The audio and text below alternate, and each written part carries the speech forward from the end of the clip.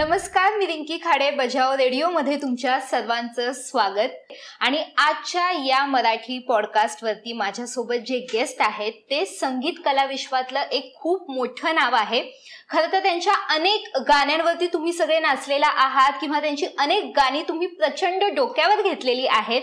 शिवाय ते एक म्युझिक डिरेक्टर आहेत, त्यांनी डिरेक्शन सुद्धा केलेलं आहे आणि ते लिरिक्स सुद्धा लिहितात। माझ्यासोबत आहेत प्रवीण कोळी। दादा, तुमचं खूप स्वागत आहे बजाव रेडिओवर। आपल्या लाईफमध्ये जेव्हा यश यायला लागतं किंवा आपल्याला आपली जी कामं आहेत ती आपल्याला हवी तशी होतात, त्याच्या आधी पण आपली एक लाईफ असते। मग ते आपलं बालपण असेल, आपलं शिक्षण असेल, तर त्या एकंदरीत लाईफ बद्दल मला जाणून घ्यायचंय। बालपण पप्पा PWD मध्ये होते आणि मच्छीमारीचाही आमचा व्यवसाय होता। आजोबा मच्छीमारी करायचे आणि त्याच्यात पप्पा गुणगुणायचे, तसेच माझे छोटे काका होते तेही गुणगुणायचे, खूप सुरात गुणगुणायचे।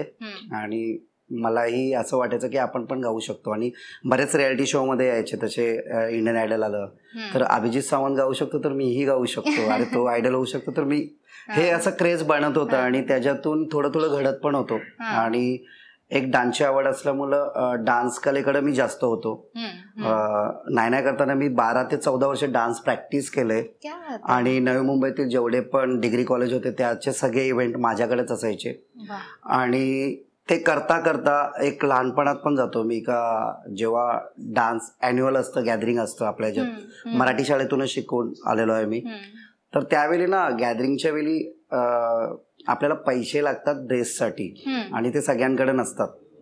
तर ही गोष्ट खूपच होती की यार माझ्याकडे पैसे नाही आणि मी चांगला दिसत नाही असं पण पहिला होतं। जो चांगला दिसणार नाही त्याला घेणार नाही, त्याच्यात आमचे चेहरे काही वेगळेच होते।